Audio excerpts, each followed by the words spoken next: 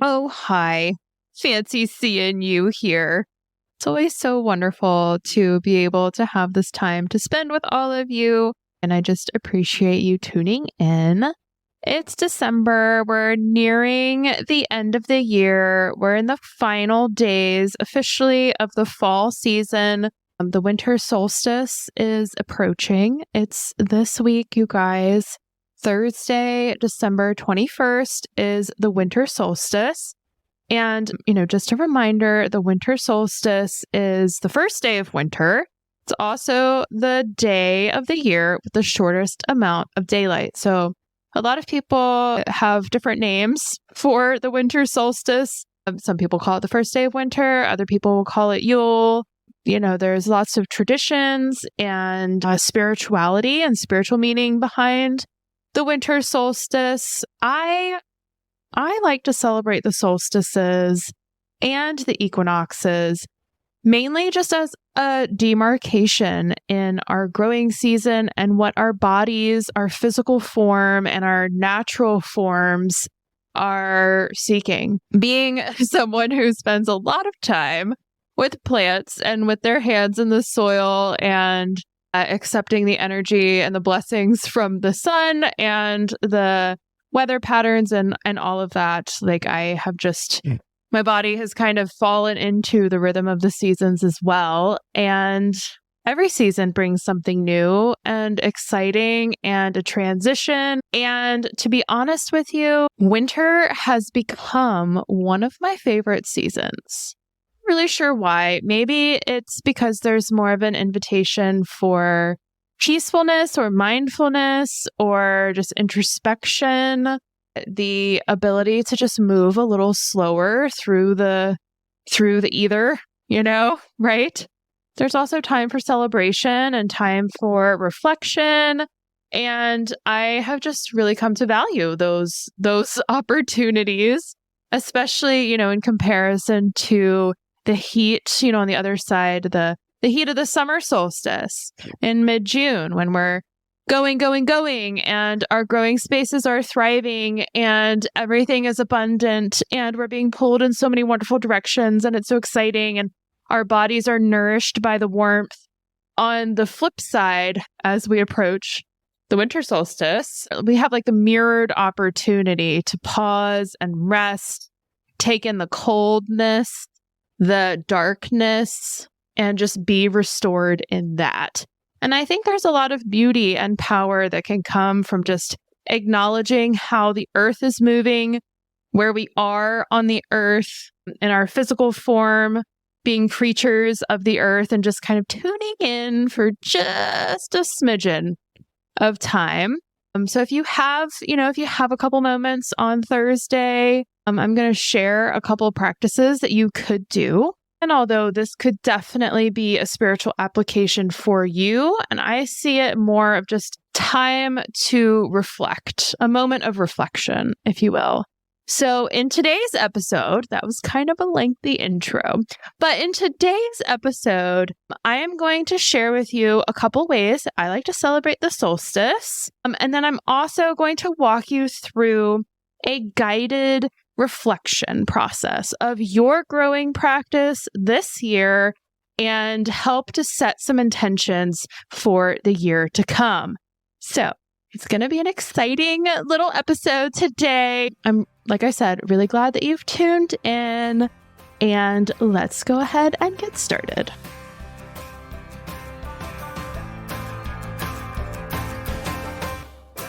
Welcome to the Growing Space Podcast.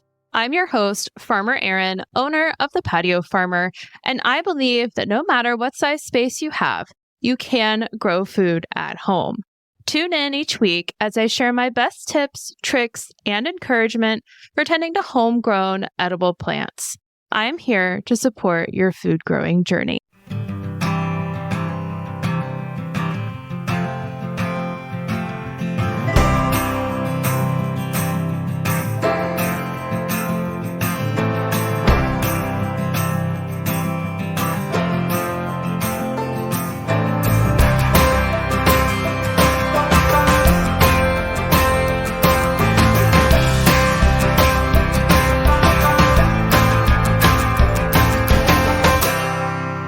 Okay, so at the top of the episode, I just kind of gave a little foundation, a little setting for today's episode.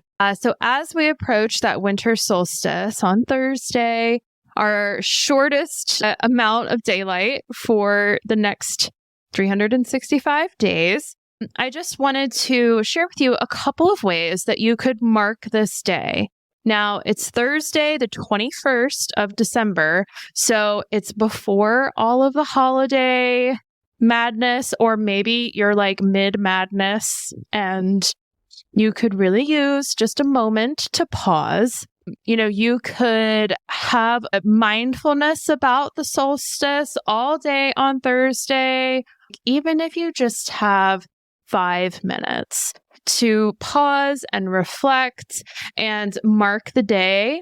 So if it's not something that you've done before, it could be something kind of fun. So here is your official invitation to celebrate the winter solstice with me this week and just take that pause and that rumination. So maybe if you're hearing this and you decided to listen to this podcast on Tuesday or Wednesday, but now maybe you're thinking, oh, well, maybe I'll listen to this podcast on Thursday instead on the solstice, then you could even use this podcast as your opportunity to observe and celebrate the solstice.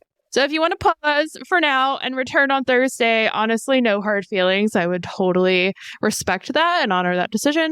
Or if you want to listen to this episode in its entirety today and again on Thursday, that's also great. Yeah, you do you. You choose your own journey. With the winter solstice being a dark day, and dark not in like a scary way or like a mysterious way. It's just dark. It's just the natural flow, the natural rotation of the earth around the sun and our angle in which we are rotating, right? It's just a moment in time. But it's an opportunity to really be thankful of the darkness. And within that gratitude that we give darkness, we can also appreciate all of the things that life brings, right? So one of the ways that you can choose to celebrate the solstice is to spend time around something evergreen. Something evergreen. Yeah, so things that are evergreen, it's an indication of the promise that lies ahead, right? Like there is life, there is light, forthcoming. Out of the darkness comes the light, right? So the presence of evergreen plants is just a symbol of that protection and promise and persistence, all of those things. So let's see, what are some evergreen plants that might be around us right now? Well, if you choose to put up a Christmas tree, that makes it quite easy because that's an evergreen plant. So just spending time in front of your Christmas tree would be a great way to celebrate the solstice for 2 reasons. And we'll get to that second one here in a bit. But just spending a little bit of time, maybe in the morning, maybe in the evening when it is dark. Plus, like, I don't know about y'all, but like all of this darkness, like it does get to me. I'm not saying, I'm talking about the solstice and the darkness as if the darkness does not affect me. It definitely does affect me. It makes me move slower because it's like 5:30 and it's dark outside. And I'm like, well, I guess I'm done for the day. Anyway, you could also, like, if you have evergreen plants outside, like a nice rosemary bush. Rosemary is an evergreen herb and it's pretty abundant. But if you happen to have a rosemary plant somewhere around you or you pass by one on Thursday, if you're like out for a walk or, running an errand and you happen to see a rosemary bush, just take your hand. And even if you just like very gently brush up against the bush, or maybe you snip a little sprig of it and just hold it under your nose and breathe in that rosemary essence, great way to settle into that solstice mindset of reflection. So yeah, just spend some time with a plant that is evergreen. Another way that you could celebrate the solstice, this could either be in addition to being around something evergreen or instead of, you can kind of bundle these ways of celebrating the solstice, but having light around you on the darkest day of the year can be really powerful and really help to hone in on that mindset of celebrating the light. So what a lot of people will do is they'll just simply burn a candle. Right? We have a lot of holiday scented candles in our house. And so I find myself like wanting to burn candles around the solstice more than any other time of year, which is kind of interesting, but it like kind of makes sense too. Just wanting to be surrounded by more light when it's dark.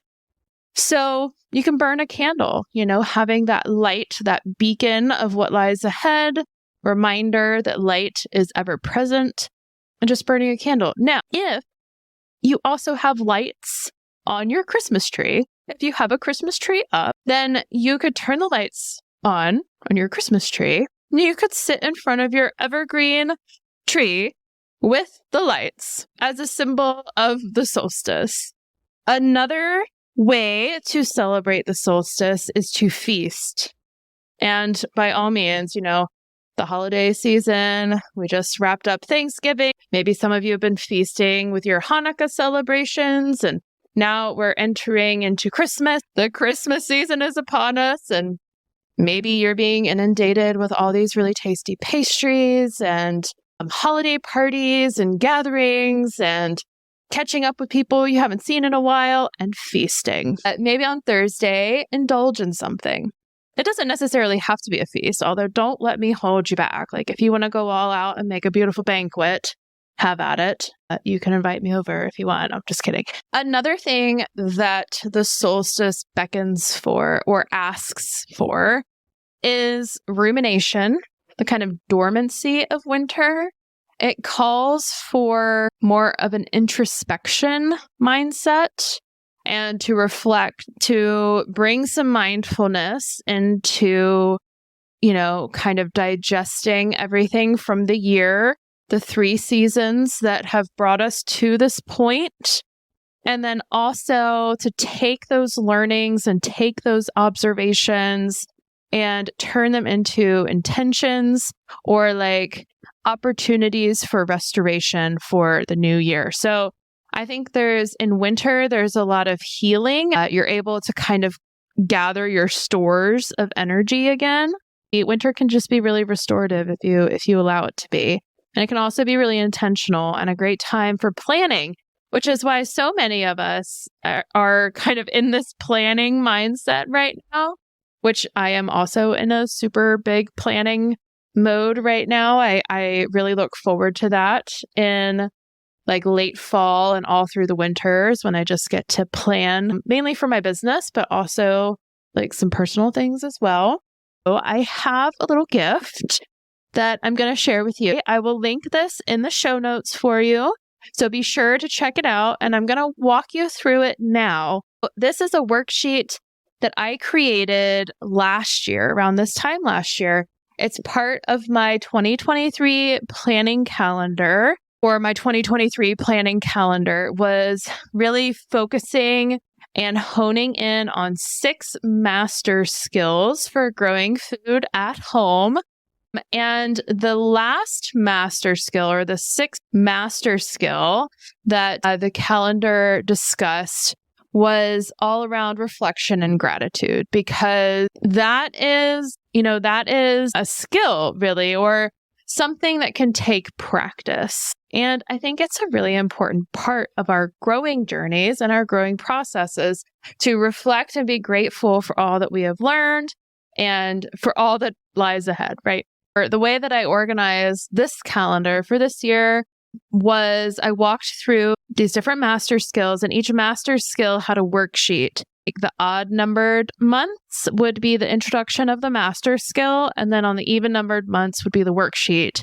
So one month you would be learning that skill, and then the next month you would be putting it into practice. But in November, I introduced the master skill of reflection and gratitude, and I talk about each of the different seasons, the vernal equinox moving into the summer solstice, then the autumnal equinox, and then finally the winter solstice. And I'll just read the little blurb that I wrote for the winter solstice on the 2023 planning calendar. I kind of gave each season like a one-word title. And so for the winter solstice, the one-word title was restore. And this is what I wrote to kind of like describe or set the intention for the winter solstice. As cool weather beckons, the sun drops in the sky and the nights are longer. You have appreciated many opportunities. Your body has worked as well as your soil. You have celebrated abundance, and now you are invited to appreciate rest. Rest is just as important as work. It is when our bodies can reset, our minds and spirits can take a break. We find restoration. We find peace and stillness, and most importantly, clarity. Don't rush here. Linger. Enjoy. So this month for the calendar, it's all about putting that into practice, to ruminate on the seasons that you have just finished growing through, to make some notes, to set some intentions for next year and some goals. So the December worksheet, again, I'm going to gift you this worksheet. And if you are interested in getting the whole calendar, so even though it says 2023, there's not any information on there that's like hard and fast specific to this year, except I do actually have like the days, the months listed numerically and like holidays and that sort of thing. But like, that's just a page or two. The rest of the calendar you could use literally any time, any year, any season. So I will also put a link in the show notes if you're interested in purchasing that calendar. When you do this worksheet, you'll definitely want to have like a pen or pencil. I definitely welcome the opportunity to erase. So if you feel more comfortable writing in pencil, great. Maybe grab your warm beverage, maybe sit in front of your Christmas tree all lit up, or, grab a sprig of rosemary and light a candle. Look at that. Ta-da. Winter solstice celebration. Ready to go. There's a little introductory paragraph here that I'm going to read, and then we're going to walk through the different questions, okay? As we begin, take a deep breath, a solid breath. Go back to spring. Think about all your plans and plants and seeds. Thumb through to summer, the heat, the challenges of humidity, pests. Flip to fall. Crisp mornings, planting greens and roots and garlic. Jot down the answers to the questions below. Give this as much time as you need. Some questions will be easier than others. As we move forward, it's important to recognize and realize the learnings we've had so far and to understand the journey ahead. Growing food is a practice and a process. You don't learn everything in one season or 1 year or even 10 years. That's what keeps us coming back. So that's your intention. That's your little mindfulness as you're working through this worksheet. And then the first question you're prompted with is just to jot down what your favorite thing is that you grew this year. It says your favorite thing, but it could be your favorite things. And what gave you the most joy, or what was the most fun, or the most productive, or the most bountiful. Whatever that was for you this year, just jot it down. The next prompt that you have here is to write down 3 lessons that you learned from your plants in 2023. There's just so many things that we can learn from our plants every season, every day, any moment. So just jot down 3 of the things that you learned this year. The next prompt is to write down something that you will not repeat in future seasons. And kind of distilling down a learning from this year that did not necessarily serve you super well. And that's part of learning too. Learning is about trial and error. We'll make mistakes along the way. No season is going to be perfect. That's a part of that learning process, and that reflection is to acknowledge, our mistakes as well. Yeah. So give it some thought, give it some time. The next prompt is to write down, what are you planning to grow in 2024? Well, if you have a handful of things that you want to try to grow, or things that you grew this year and you're like, oh my gosh, like this is so good. Every year I have to have whatever it is. Write it down in that blank, or flip over your piece of paper and you can use the back too. Totally flexible. This is your worksheet. And then the next question or the next prompt is, what do you want to learn in 2024?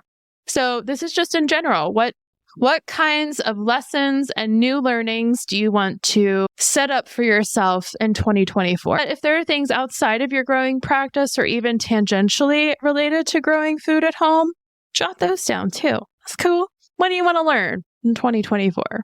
And then finally, you have the option, the invitation, shall we say, to name 2 goals for the next season. And then when spring arrives, you can set 2 more goals for the next 3 months to get you to the solstice. And then once the summer solstice is here and upon us in June, you can set 2 more goals to get us to the autumnal equinox, which is in September. And then 2 more goals from the autumnal equinox until next year's winter solstice. So if the idea of planning your entire growing space and all of the things that you want to do for all of 2024 all at once feels intimidating, this is an opportunity to just do the next season and to write down 2 things. Maybe make one goal an easy reach, something that you know, like unless something really catastrophic happens, like you're going to be able to meet that goal and feel really accomplished about yourself. And then maybe the second goal is a little bit more of a reach, a little bit more of a stretch. So that way, when you do accomplish both of your goals, you just feel empowered and encouraged and ready to set 2 more for the next season. Again, I'm going to gift you this page. The total 2023 calendar has 47 pages. I wrote every single page myself, but I'm going to gift you this one page in this worksheet that you can print off and maybe make part of your celebration of the winter solstice this year. We are just going to take a quick break and hear from one of our sponsors. And then I've got one little announcement for you, actually 2 little announcements for you, and then we will close out for today. So hang on and we will be right back.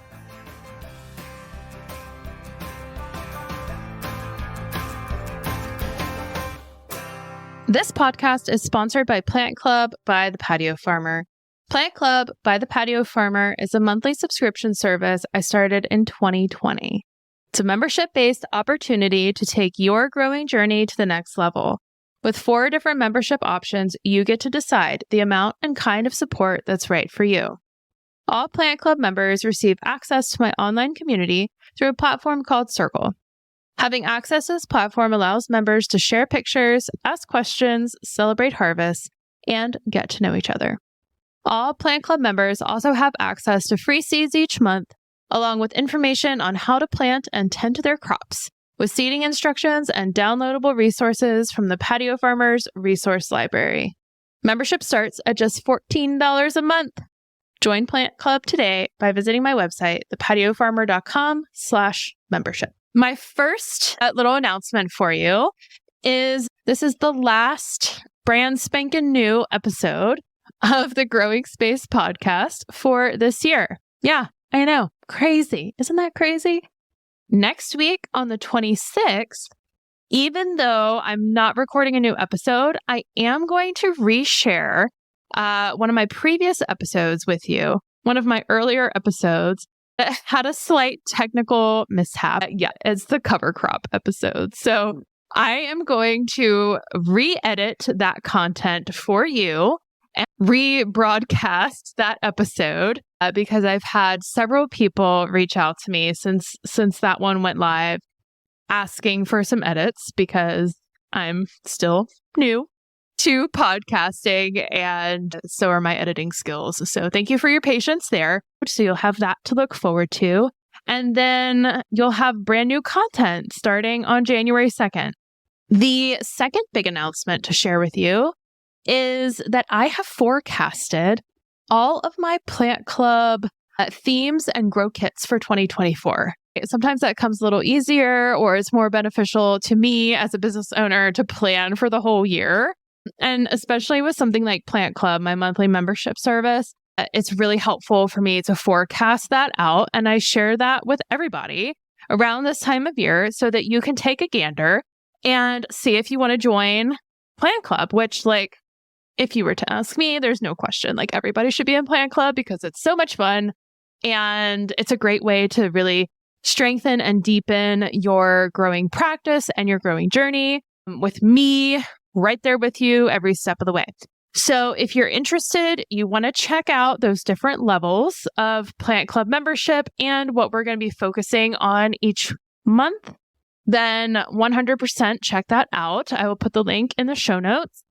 I will go ahead and just give you a little teaser for the first 3 months, January 2024. I'm going to be sharing my brand new calendar for 2024. It's called Growth. And tucked into this calendar are 52 weeks of intentions, advice, tips, reminders for growing food at home. It's a digital calendar and you'll receive it the first week in January.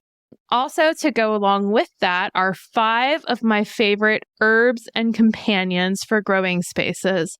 And all of my Plant Club selections for 2024 are chosen with mindfulness around growing in small spaces for growing organically and sustainably. So I'll walk you through how all of those plants are great companions for small growing spaces and large growing spaces too. Then in February, we've actually done something similar to this lineup before for February, and I'm so excited to bring it back into the mix.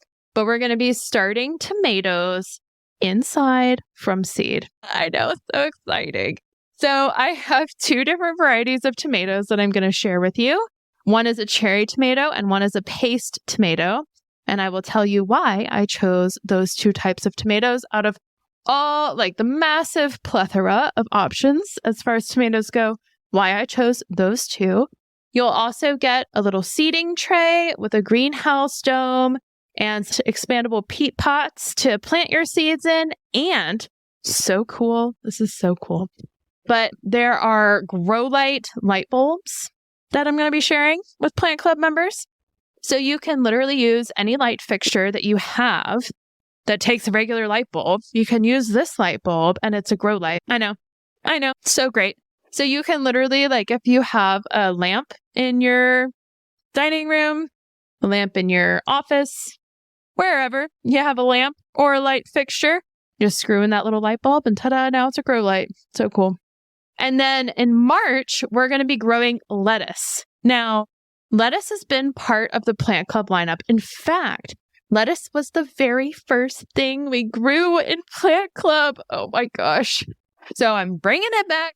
We're going to grow 2 different kinds of lettuce. We're going to do a butter crunch head lettuce. And then we're also going to do like a variegated green and red leaf lettuce. We're going to learn the differences between those 2 varieties, the 2 different ways that you can grow lettuce. And I also have a fun, like, seeding tool that I'm going to share with you all. And then if you want to check out the rest of the lineup for grow kits, have at it. It's on my website. I will also share that if you are interested, and this applies to any level of Plant Club membership, but if you wanted to commit to a full year of Plant Club, you can. But if you prepay for a year of membership, you'll save at least 10%. On some levels, you save a little bit more than 10%, but you'll save at least 10% when you pay for 12 months in advance. So be sure to check that out as well. It's a great offer if you're interested. If you've been on the fence, here's a little gentle push if you want to give Plant Club a try. A little extra savings for you. Okay. But those are my 2 big announcements. And now, if you've listened to this podcast in the past, then you know that at the end of every episode, right before we close out, I like to share a little pro tip or fun story, or I don't know, just a little fact. I have one for you today. So one of my favorite vegetables of all time is broccoli, and really any of its cousins. I love brassicas. That's the plant family. But I am absolutely obsessed. Cabbage, cauliflower, kohlrabi, kale, collard greens, turnips, radish, arugula. Love them all. They're all so good. I don't know what it is. I don't know. I'm just a huge fan. I love the dark leafy greens. But did you know all of those plants have evolved a certain way, much thanks to human intervention, which may be unfortunate or it might be quite nice. I don't know. Depends on your perspective. But all of those plants, they share a common ancestor in wild mustard. Yeah. The plant over time has modified and either cross-pollinated or been bred with other things to enhance certain attributes. So with broccoli, of course, it would be the bud, which is why we get those big, beautiful florets. Same with cauliflower. Brussels sprouts, it's bred to grow up a stalk and then have little like buds underneath its leaves. And kale and collard greens, like they're meant to just be more like leafy arms as opposed to like a turnip or a kohlrabi, which has really bulbous roots or like these big bulby features that are like hardy and solid. I don't know. It's just fascinating to me how plants modify and morph and evolve, and that's cool. So anyway, all brassicas, they share a common ancestor in wild mustard. There you go. That's your fun fact that we're going to sign off with today. So I hope that you have a really wonderful week, whatever that looks like for you. And I hope that you're able to find just a moment or two on Thursday to celebrate the winter solstice, to appreciate the darkness and all the magical light that lies ahead. And yeah, stay safe. Have a great holiday, and we'll see you soon.